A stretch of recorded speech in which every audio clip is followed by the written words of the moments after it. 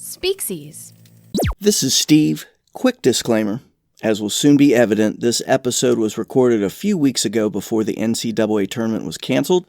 Just a heads up for you so you don't think that we live in a cave, even though that might not be the worst idea right now.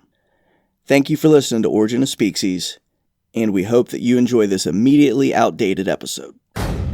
Doing my daily old man walk on the Pottersfield Bridge, and this guy runs past me, which is not unusual. But what was unusual was he was wearing yoga pants, and I was not very happy about it.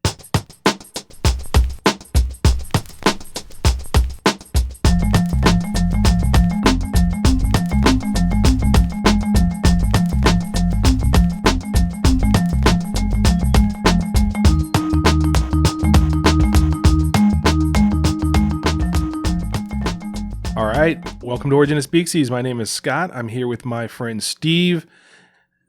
Tell me there wasn't a guy in yoga pants. Are you sure it was not just spandex? Because that's bad. I mean, I guess what's the difference? Yeah, that's a good point too. So either way, it was too much information. Yeah. I've come to understand that there's certain things that always tell the truth, or at least don't lie.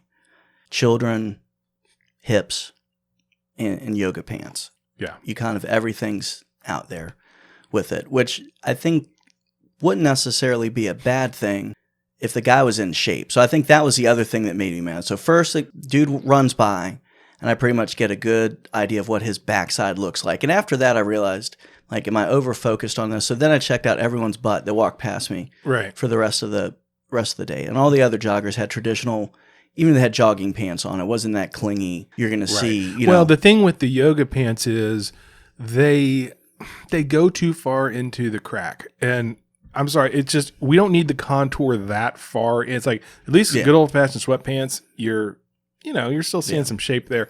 But I don't remember who the comedian was, but somebody had a joke that was spandex is a privilege, not a right. I'd agree with that. I think that's a good statement. I think it's the same thing for yoga pants. And hopefully it was Louis C.K. that said that. And I think, so again, yoga pants, as much as anyone who's listened before would probably think I am against yoga, I'm not.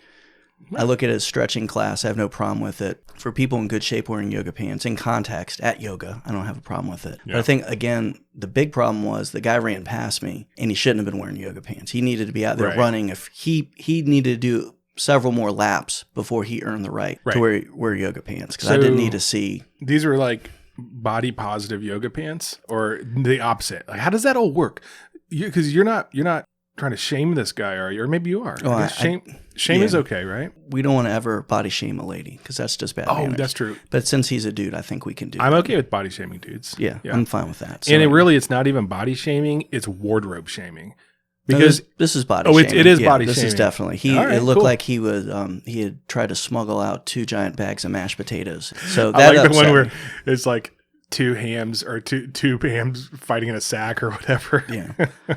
So I don't know. Yoga pants, just remember, leave a little mystery. All right, so everybody, let's unveil the mystery of today's idioms. Yeah. So keeping with an athletic theme. Actually, that's not really true based on the way that guy looked, but keeping with maybe a sports related theme, we're going to do with March being here, and we're in the midst of March Madness right now.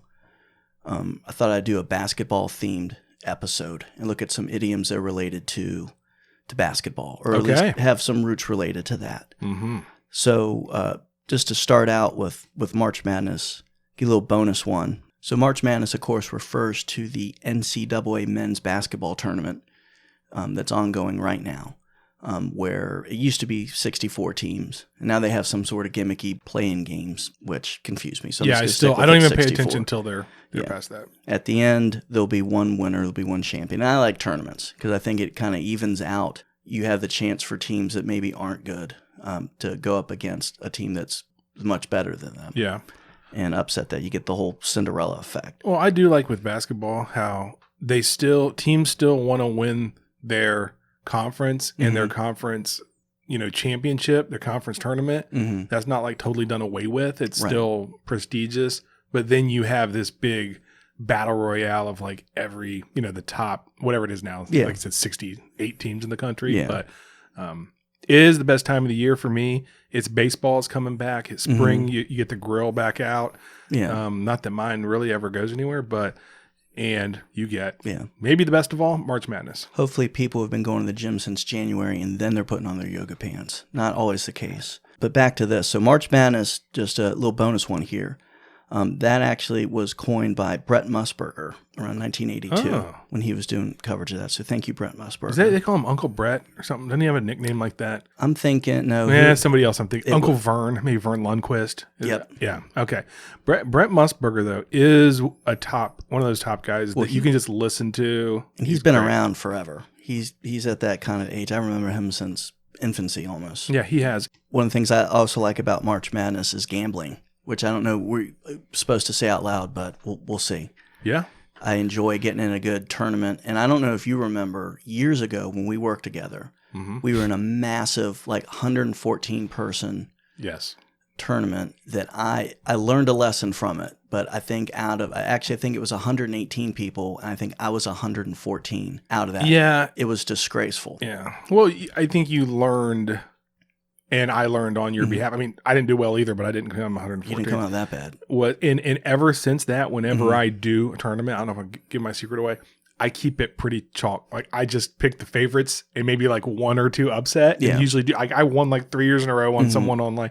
But I think the deal was you were picking a lot of upsets, right? And that's more fun. But it's more fun if you actually pan that out, but there's a reason why there's ranking. So like you said, I learned from that. And actually I've won several pools myself since then. So it's a little bit of extra spring money I can get. It's a good occasion to learn from your mistakes, but upsets are fun. But when you start calling multiple ones. Yeah. One thing too, I will tell you. So when it comes to March Madness pool etiquette, I would say I had a faux pas happen to me just yesterday. So I'm at work and one of the newer people on our team, young lady comes up to me and says, "Hey, I want to do a pool, March Madness pool. Would you be into that? You think the team would be into it?" I was like, "Yeah, absolutely.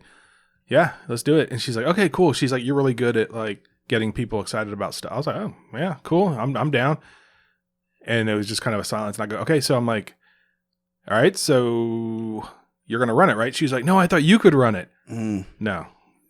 I said, "I will be in it." You don't ask somebody else to run the March Madness pool. That's a lot of work. That's like asking someone to have their own, "Hey, this would be a great job to have. Why don't you have this job?" Yeah, it was it was bizarre. So you know who you are if you're listening. And I just like to say, no, I'm not going to run it. But yeah, March Madness is awesome. So, so Brent Musburger coined the phrase March Madness. So that's a little bonus one for us. But our first real idiom we're going to look at is one that you've heard, if you watch sports at all in the last month, you've heard this a ton, on the bubble. Oh, yeah. On the bubble. That's a good one. It's a great word because you kind of know what it means, right? I think it just means within the bubble is all the teams. They're, you're either going to be slipping in or slipping out, and there's a thin barrier there keeping you in or out, right? A thin soap membrane. That's right. So on the bubble. So this was one that, going to our friends at Phrase Finder, has a actually pretty solid origin. The use of this is sports related, but actually not basketball. It comes back to car racing, specifically the Indianapolis 500 race. So I don't know if I'm not a huge car racing fan. I've been to actually a couple, mostly because I had free tickets to, and some things interesting, but I'm not into it. Now the Indy races, I find interesting because they look like, I've realized you can die a lot easier, it seems like, in those cars. It looks to me like you're basically driving a missile with an open cockpit. Oh yeah. Super dangerous. Yeah. And by the way, I don't know if you remember, you and I going to a NASCAR race, and it was rained the whole time. I think you're with me. Yeah, we did go. Gosh, I've been to multiple. I actually forgot about that one because we hid the whole time from. It was you and I always have fun. It wasn't that fun. Yeah. We had the best part was we had the company that I was working for had provided the tickets and one of those VIP areas that you could load up on booze. So I think we had 2 coolers full of beer and just hid out of the rain. Yeah. And then eventually it started and we left. So it was kind of not good, but I like the idea of racing, but yeah. Oh, and Mitt Romney. We met Mitt Romney accidentally. We came close to meeting Mitt Romney. Well, did he throw us a hot dog? Or we were the first guy's cut off from we getting were the hot close dog. enough. I think we got hit with a hot dog from Mitt Romney. We got hit with a hot dog from Mitt Romney. But we don't want to talk about politics in this. Oh, well, I mean, it was anybody's. I don't care who it is. They're handing out hot dogs. I'm there. Yeah. Or throwing them. Or throwing in this them. case. So, right. we don't want to brag, but Mitt Romney is throwing a hot dog in our general direction at a NASCAR race. But to get back, the Indianapolis 500 race. So this came out of a report from 1970 discussing as the qualifying event was occurring. And the quote is from the Lima News in May 1970. On the bubble is rookie Steve Krisloff, whose 162 mile per hour was the slowest qualifying speed last weekend. With only 6 spots open, Krisloff's machine would be ousted if 7 cars qualified at a faster speed this weekend. So comes a couple things. One, on the bubble comes from there pretty clear. 2, the fact that someone's going 162 miles an hour. I know. I was thinking that. What a loser. What a bum. What a loser. Mm-hmm. So that event's known as Bump Day or Bubble Day. Okay. So in a little bit, I'll get to why I think bubble is used instead of something else. But we see this is where it came from, even though now I think this term gets used more with basketball. For sure, yeah. So you hear about teams as as conference play comes to an end, who's on the bubble. But before we go away from the Indy 500, if you get a chance to watch something very interesting that I saw a film on Netflix recently that was co-produced by Adam Carolla called Uppity, the Willy T. Ribbs story about the first black Formula driver at the Indy 500 and just some of the things he went through. Pretty interesting. Yeah, it's a great story. And I think it hasn't been his story isn't as out there just because people aren't as interested in like racing and like unless you're like a big star. Like people know the really big names like the Dale Earnhardts and whatever, but it was a pretty cool story. And he was like sponsored by Bill Cosby, which is kind of crazy. Right. And talk about, big names. The fact that I don't know who he is just because that is one of the best names I've ever heard. Oh, Willy T. Ribbs. Oh, it's fantastic. I would not have, if I hadn't watched the documentary, I would not have believed that's a real name. Yeah. He should be famous just for having one of the best names ever. It is a great name. I've heard it so many times because I listen to the Adam Carolla podcast and he's been talking about this for years. Like they finally got it made. But Willy T. Ribbs, one of the greatest names for sure. So doing some research to figure out the first time that this was used for basketball, I found some information at the Chronicle of Higher Education in an article by Ben Yagoda, who, by the way, pretty solid name, pales in comparison to Willy T. Ribbs. Right. I feel bad for anyone else who has a great name that we come across, right? Because they're not going to do so well against Willy T. Ribbs. Mm-hmm. So some research, he also confirms the Lima News quote, and then the first reference he's able to find to on the bubble being used for basketball comes from a 1985 article from the Chicago Tribune. And the quote is this: "Remember that it doesn't matter if you went to Purdue in the by God Big Ten and the guy who sits next to you on the train went to Iona. His team is going. Your team is on the bubble. Iona is 25-4 and in the final of the Metro Atlantic Conference tournament." Okay. So he doesn't cite who wrote that, but I like somebody who's pretty passionate about the Big Ten or Iona. I also like the use of "by God" in the middle of a phrase. Like that's going away. But that's like an old guy thing to say. It sounds like a wrestling commentator writing that, which is really good in a very good way. It's fired up. And I think that's one of the great things about March Madness is, again, you get to see a smaller school have a chance. They get one shot against a bigger school, and it's what amazing. What can happen with that? And there's nothing better than the one shining moment every year at right before the Final Four. It's fantastic. Oh, the compilation. Yeah, the compilation of all the tremendous shots that get made. And I got to tell you, I'm sure you do too. I have so many wonderful memories from the tournament. I have horrible memories too, because as a Kentucky basketball fan, we got the Leitner shot, which was, one of those moments I remember where I was and how I felt. And then you have the beating Duke.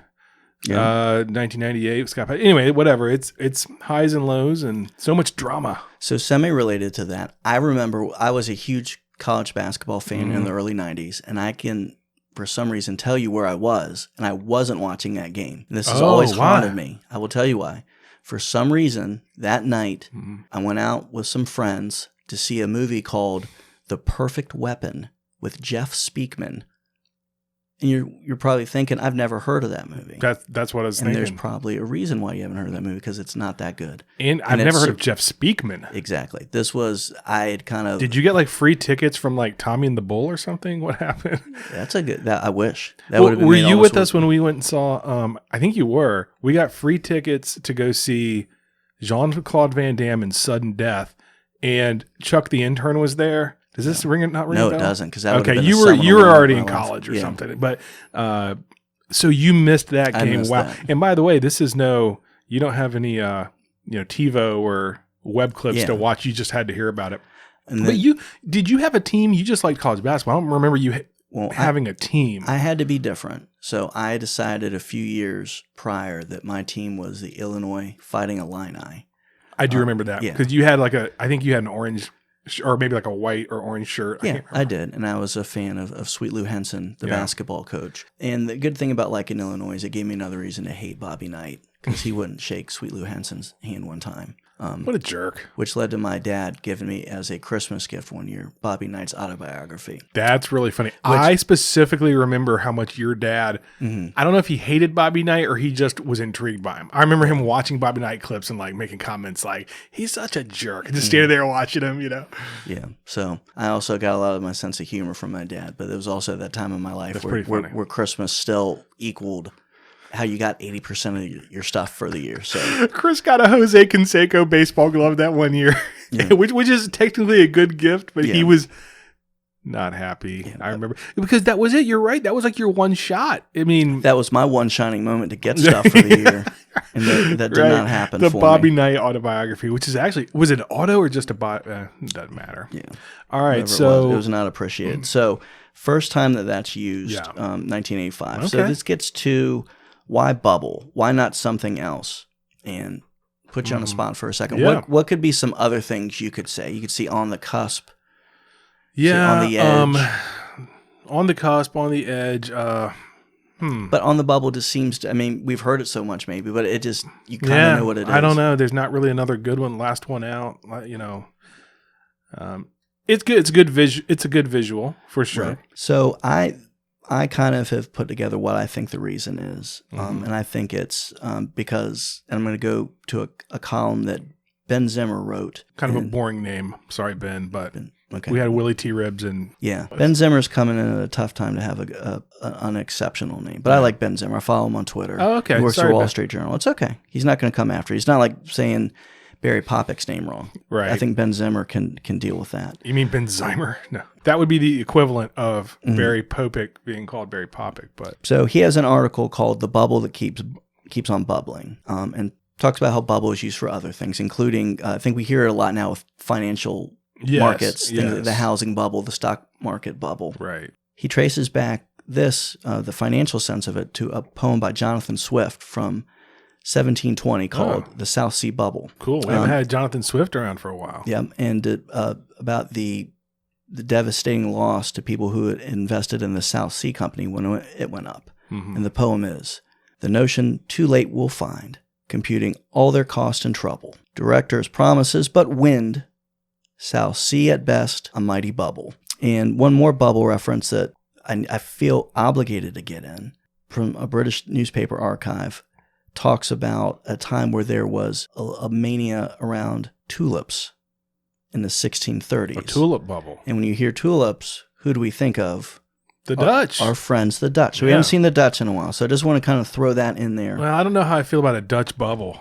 That sounds, I think if used appropriately, that can sound really offensive. It could be phenomenal if you used it in the right moment. Oh, yeah. Just as I'm going to have to keep that. Maybe next time I see someone in yoga pants, go by and go, "Hey, giving me a Dutch bubble." Is that a Dutch bubble? Yeah. The Dutch bubble, or are you just happy to see me? What in the Dutch bubble is going on? So why bubble? I think it's because, as we talked about with the poem from Jonathan Swift, a bubble bursting. Yeah. Bubbles are delicate. They could pop easy. If your team is on the edge, on the cusp, if they're on the bubble, it's a fraught path for them to achieve the success that they need. Yeah. So that's why I think we use it, and I think that's why it stays too. I think the fragility of the bubble, right? And also, again, bring it back to housing and other things. You can almost see like the bubble. It's almost the inverse of it. When things are going well, you see the bubble getting bigger, and when you've blown a bubble, and you see it get, the bigger it gets, the more of a chance it's going to pop.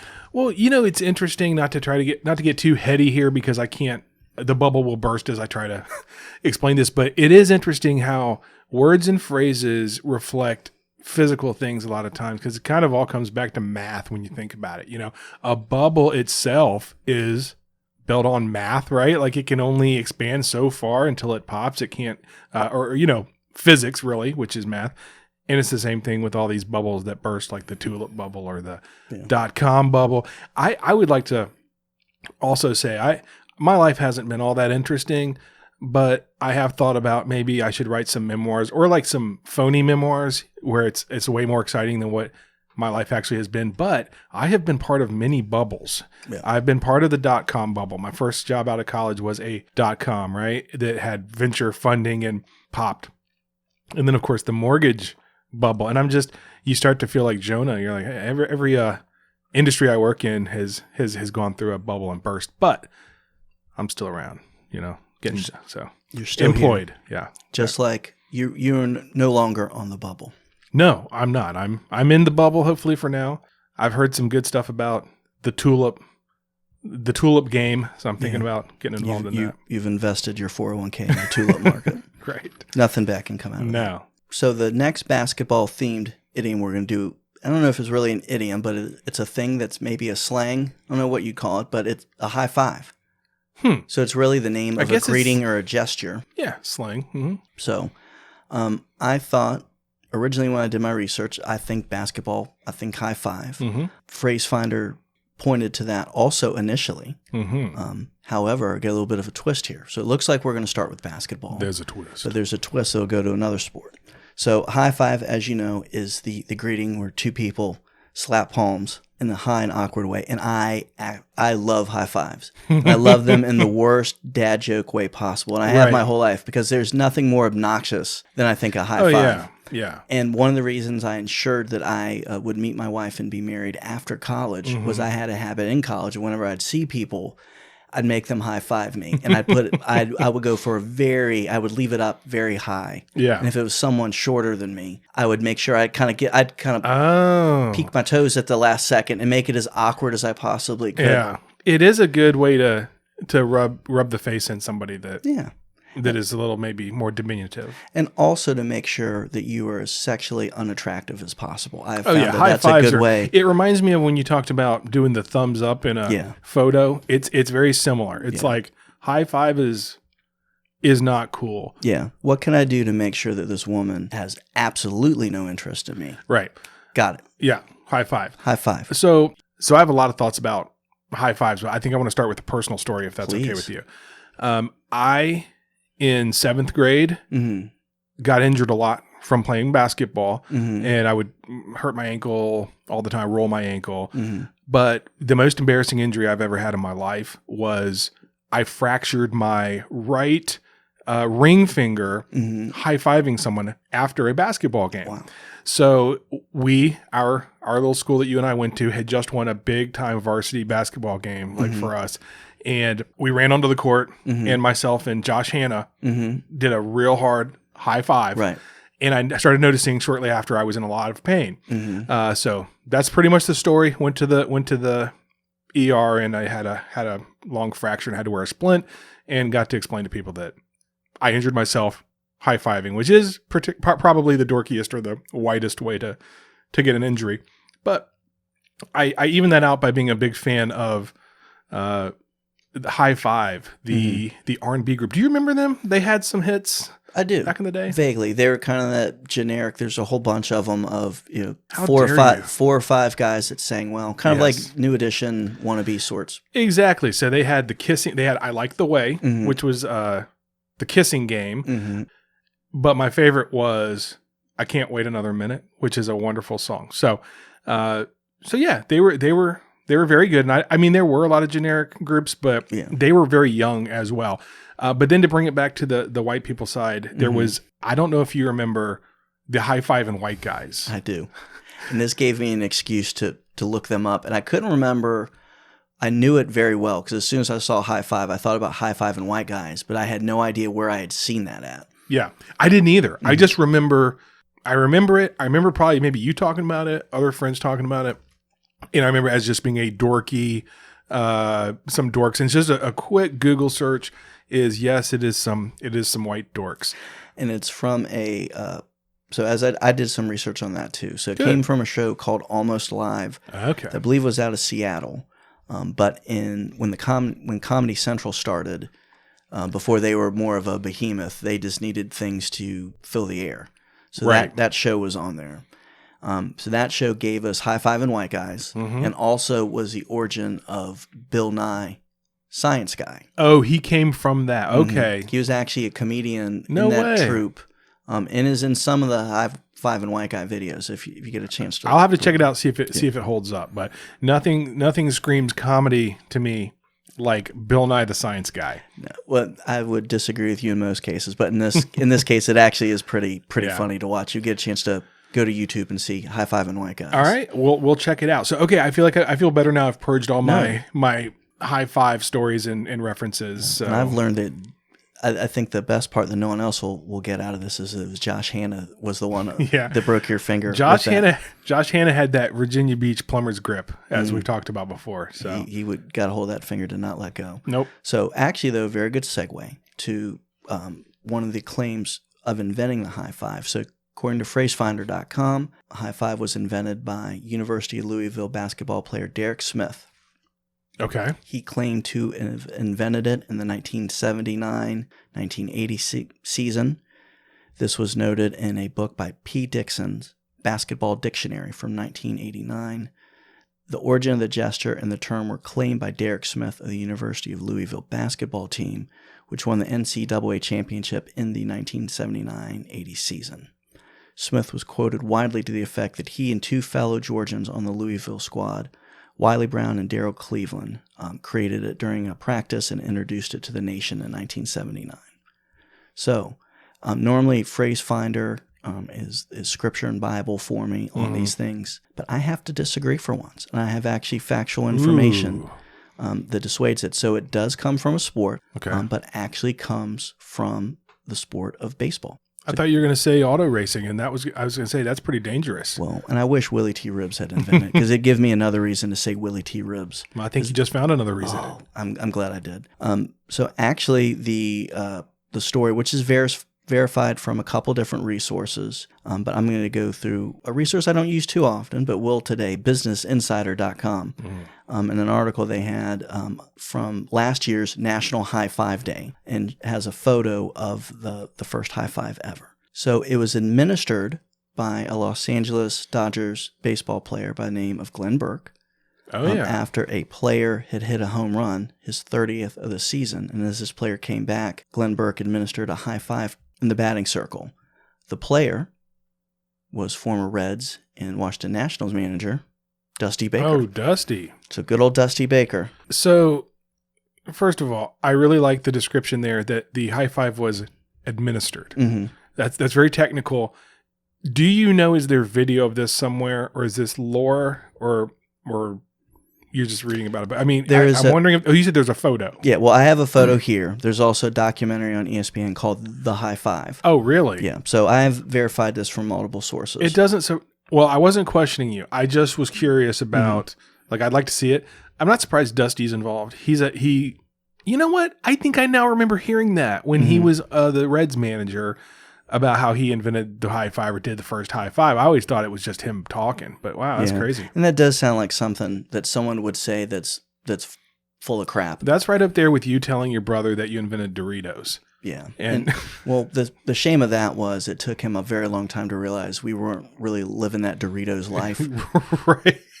Our lifestyle did not reflect someone who would be making probably a little bit more money if they had. Yeah, I witnessed him telling other people on your street that you invented Doritos. And okay. But even I didn't think, I thought there was a possibility. Yeah. Actually, no, I didn't. I knew. Yeah. Once everyone in the 7-Eleven didn't believe it either. Which, by the way, I feel like I need to apologize to 7-Eleven because we've talked so poorly about 7-Eleven, and I realize I do stop there a lot for. Oh yeah. I don't buy the stuff they make. like Big Bite style. Like, I mean, not that I haven't ever, but it's been a while. But yeah, I'll stop by there for a drink every now and then. So I actually do feel kind of bad that we've taken a big, huge, you know what? I don't think so. I think we've been consistent because I say, again, I liken them to the girlfriend that you shouldn't really be with, but you end up going back to. Okay, that's true. And I financially contribute back to them quite frequently. Yeah, I go there fairly often. So I go there more than anyone should. Yeah, I feel better now. Thank you. So anyway, back to high fives and yeah. So it does come back to sports, but not basketball. But they used to do those aggressive, like I picture like Steve Garvey or something coming around third, like giving a real aggressive high five to the third. Now that's base a coach. high five and white guy right there. Yeah, exactly. That would be fun to see that happen. The high five definitely evolved because it was like the sort of like real aggressive, like slap as hard as you can and like grab the hand and then sort of like, what do we do now? And you sort of swing the hand away. That was the 70s high five. Yeah. Then we, in the 90s, we sort of moved into the low five era. Yeah. Well, that sounds personal. But that was also my term too. If I wanted to make a entendre about something, I would call it a low five. There's a reason I said that. Thank you. Well, you baited me, and I fell for it. Baited you. Well, anyway. So high fives, we all know what they are. I think they're understood as kind of being goofy and obnoxious. I think that they're done. When I do it, it's generally to annoy someone. There's kind of some jest with it. But I think the high five has been left behind with the advent of the fist bump. The fist bump swept the nation. Yeah, the fist bump has swept the nation. I remember a couple years ago having an awkward transition. I think it was like, interacting with some kid. Like I went to high five them and like they put their fist out at me. And after I kneed them in the face, I realized that it was, it was an awkward, the transition's been memorable for me and difficult. So I did do some research on the history of the fist bump, and so I think we all agree that the fist bump has pretty much replaced the high five. But what was the turning point? What pushed it over the top? What got the fist bump off the bubble? Ooh. Call back. I'll tell you who. Our first Hawaiian president. Really? President Barack Obama. So okay. In a 2008 article from Time Magazine called A Brief History of the Fist Bump, it might surprise you that Time Magazine really liked Barack Obama. And he basically gives him credit for that. And also, too, part of the backlash, he was seen fist bumping his wife in public. That sounds really dirty. I didn't mean it to. But there was some sort of weird reaction of he gave his wife a fist bump, and some people responded to it as it was some sort of degrading thing that he's doing. Well, I mean, it's better than high-fiving. Yeah. Or I don't know. Low-fiving. That would be fun to see Barack Obama do like an extended high five. I don't know why I just did a Fonzie A, but that's the only way it could be better. That's true. He went Hawaiian style. Well, see, I thought you were going to say Howie Mandel, because I think of him in his thing where he doesn't, what's it called when you don't like germophobia? Yeah, and that actually, the article also mentions that I think he was part of it too, gives him some credit. And again, his reason is he's germophobic. So, well, I have a quick Howie Mandel anecdote. So Howie Mandel was on the aforementioned Adam Carolla show, and Adam confronted him by saying, like, hey, you do this, you're known for the fist bump deal, you're a germaphobe, you don't touch door handles. He goes, but I witnessed you earlier in the green room going to town on a big, like, shared thing of popcorn. He's like, hands have been all in that popcorn. So explain yourself. And Howie Mandel goes, oh no, you don't understand, Adam. I'm crazy. Like, there's no rhyme or reason. Yeah. I'm just nuts. That's good to know. I think that's actually a pretty honest answer. I love that answer. That's why I remembered it. Because I was like, don't you have to explain yourself? And people listening now, if you want to try to explain why you prefer a fist bump to a high five or anything else, you don't have to. Just say you're crazy. So high five. Some people think it came from basketball. The truth is it actually came from baseball. Yeah. Glenn Burke and Dusty Baker of the Los Angeles Dodgers. And I think we all agree that the high five, while still around, is pretty much been overtaken by the fist bump. And we give credit to our first Hawaiian president for making it cool. And we're going to move on to new slang. So new slang for today is going to be no cap. No cap. We'll hold off to give our verdict on whether or not we like this. Okay. But I am curious if this is one you've heard organically or so at all. When you say that, I'm thinking, is it have something to do with somebody's like bonus? Like there's no cap on it. Right. Yeah. So that was my initial confusion as well. So I heard this one from my son saying it, but also, and my son is 12, as well as other people saying it. And again, no clue what it meant. And I thought the same thing you did. So I'm assuming then your son is not a salesman and being commissioned and worrying about. No. Okay. And he is also not worried about like stock caps or anything like that. This one means like, I'm not exaggerating, like no BS, no, like hand to God. You know how you would say like, no, I swear, no cap. This is what happened. Okay. And again, it doesn't. Okay. So I'm going to save my reservations. Here's where it came from. So I did a little research, and as we do with these new slangs, we're not going to dive too deeply in, but this one has been around for a while. I found on genius.com. So you know what Genius is? It's the thing that does lyrics for, I don't know if it's Spotify or Apple, or they're a third party or whatever. Right. They actually had a video about this, which explained the whole thing. It comes from rap. And it's used a lot now. So like the last couple years, it's been used a ton. The first time it was used was the rapper called Chief Keef, who I actually like a couple of his songs. And it's really gotten popularized by a band called Migos. Or a rap group called Migos. I've heard of them. I couldn't tell you any song that they've done. Does Young Gravy come up? Young Gravy doesn't come up, but I guarantee he uses this term because everyone uses it now. So, but okay, so you don't know Chief Keef, or you've heard of Migos. Yeah. I'm gonna go back even further, because this goes back even further. So no cap is in reaction to something called capping or high capping. Okay. Which that totally sounds 90s or 80s, right? High capping, right?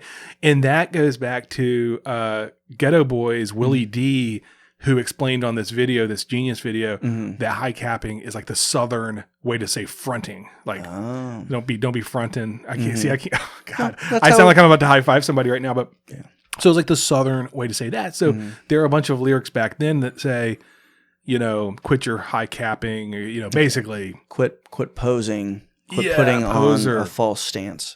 So it started with this high capping thing, and then over time you'd say no capping, no cap, and now it's this new thing. That's this no cap. Yeah. So my verdict on this is going to be thumbs down. Yeah, I don't like it. Here's why. There are already, as I said before, so many ways that you can say this. Like we don't need this. Like if you want to use it in rap, that's great. Yeah, I don't think it needs to be used more broadly, because. Again, a good slang to me is something that's sort of necessary. It puts a finer point on something. And we can say all these other things I said before, like, no kidding, I'm not exaggerating, hand to God, whatever. I also don't like it because it's not immediately like intuitive. It's not easy to understand. Like it could mean other things. There's a cap on my bonus. There's any sort of financial reason, or just frankly, a cap on anything. When you hear that, you think it means a limit, not that you're exaggerating. So, Steve, what's your verdict on no cap? So, I don't want to be confrontational, but I'm going to have to disagree with you. I'm going to give this one a thumbs up. Okay, tell me why. Because the next time I high five somebody, we have a discussion when I'm telling them, instead of saying honest to God or I swear, I'm going to say no cap, and then extend the highest of high fives that I can to someone. You will never say no cap, but if you do, it'll be you'll have to say by God or something in there, like by God no cap, with a high five that they can't reach. And that is this week's new slang. Species.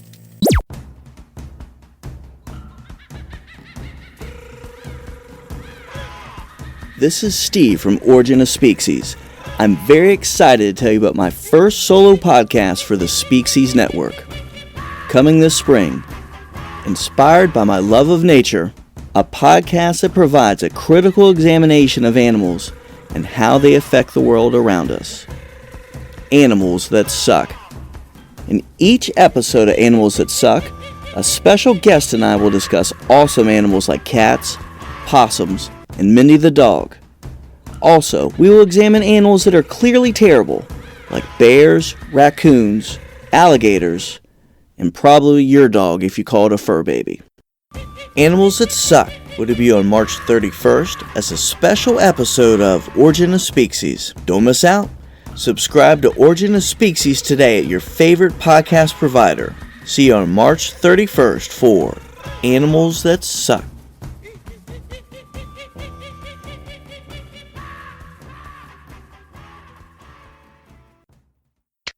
Species. For our last idiom, for our March Madness basketball episode, is one you hear a lot this month, dark horse. Great Katy Perry song. Well, Katy Perry song. I won't say it's great, but... No cap. That song is awesome. Oh, dude. That is so awkward. Yeah. We just high-fived. Yes. First ever podcast high five. We won't do that again. No.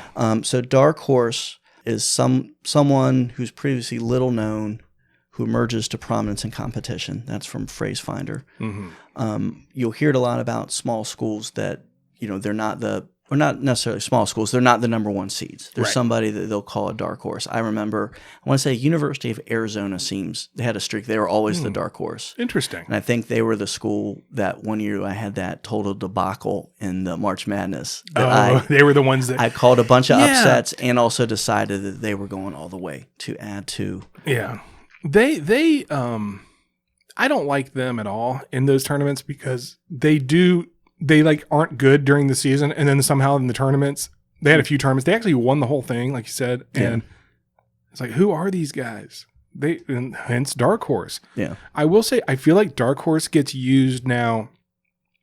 I hear younger people using it, and I don't think they know what it means because they say it as if they almost say it like front runner. Mm-hmm. Because they'll say, I think so and so is definitely a dark horse in this, and I'm like, I think what you're trying to say is they're the favorite. Yeah. And I think of a dark horse as somebody that was not favored, but is doing very well. Correct. Yeah. So let's set the record straight on these young people, as I said. For no cap, we're going to tell you the truth of where this came from. So I'm not going to say that anymore, by the way. Quit capping, I've dude. discussed it myself. High capping. So dark horse logically comes from horse racing parlance. It's a race horse that's not known to gamblers and thus difficult to place betting odds on. And that is from Mr. Barry Popik's website, barrypopik.com. Are we saying Popik now? Because I still feel like Popik is... I think you need to say Popik. I'm going to say Popik. I will say Popik. Okay. And that way he will only be angry at one of us, even though we both care deeply for him. We do. So he traces this use back, as does Phrase Finder, to a novel, The Young Duke from 1831. The author is Benjamin Disraeli, and we'll speak a little bit about him in a second. Wait a minute. You say Benjamin Disraeli? Disraeli. Okay, cool. It's like, you know what? It's racist. I was going to say it's like Israeli, but with the... We're going to say black... Which Israeli? Disraeli. Oh, okay. That's good. I think that's fine. Okay. Disraeli, not Disraeli. So, in the novel, The Young Duke, the protagonist, the Duke of St. James, attends a horse race with a surprise finish. And the quote is, "A dark horse which had never been thought of, and which the careless St. James had never even observed in the list, rushed past the grandstand in a sweeping triumph."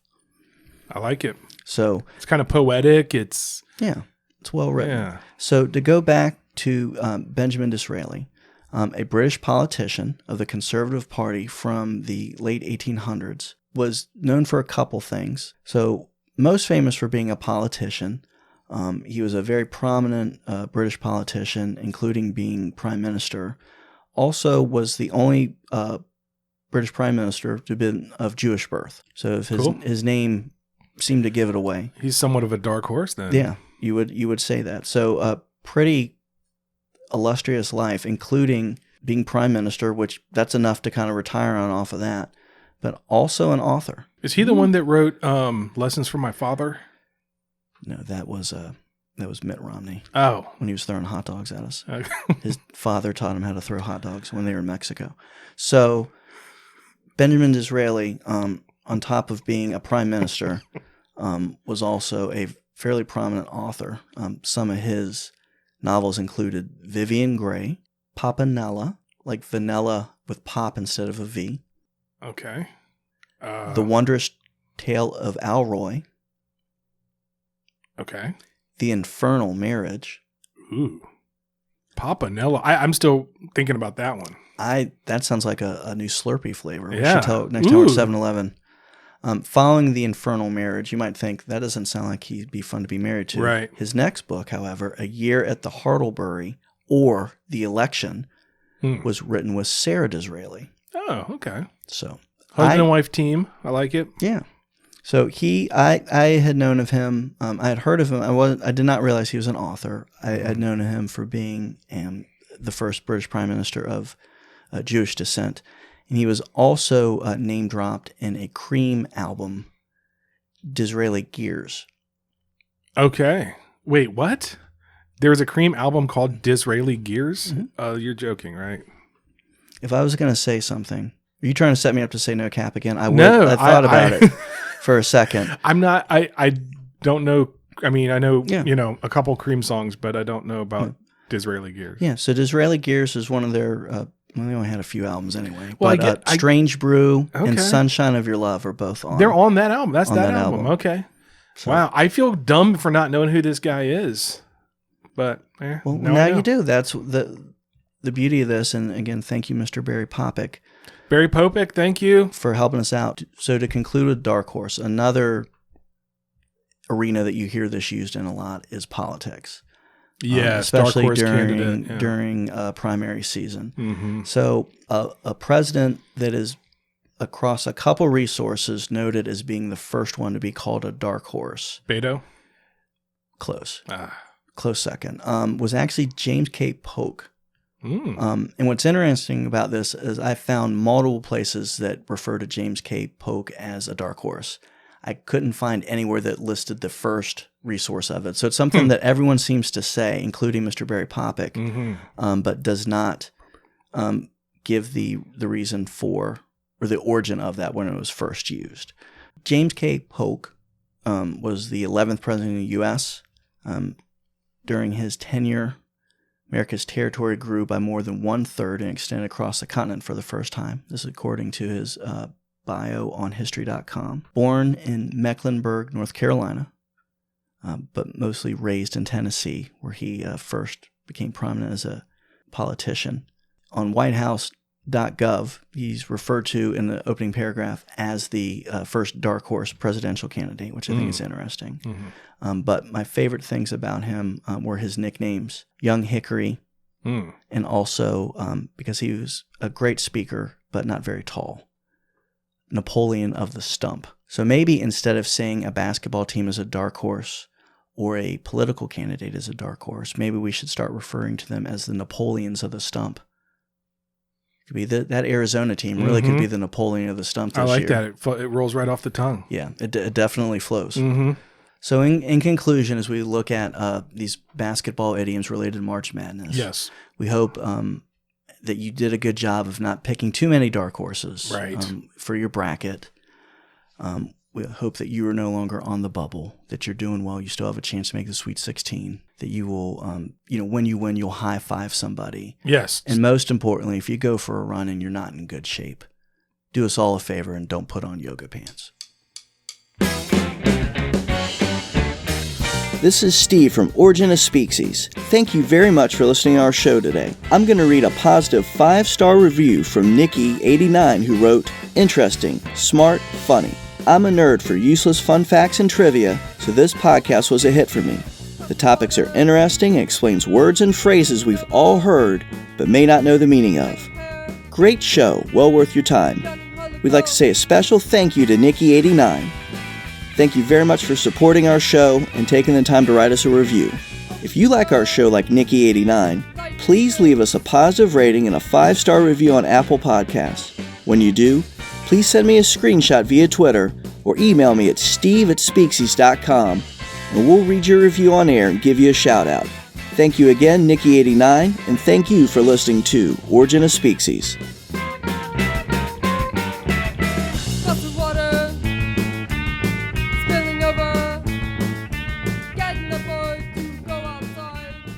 We got hit with a hot dog from Mitt Romney.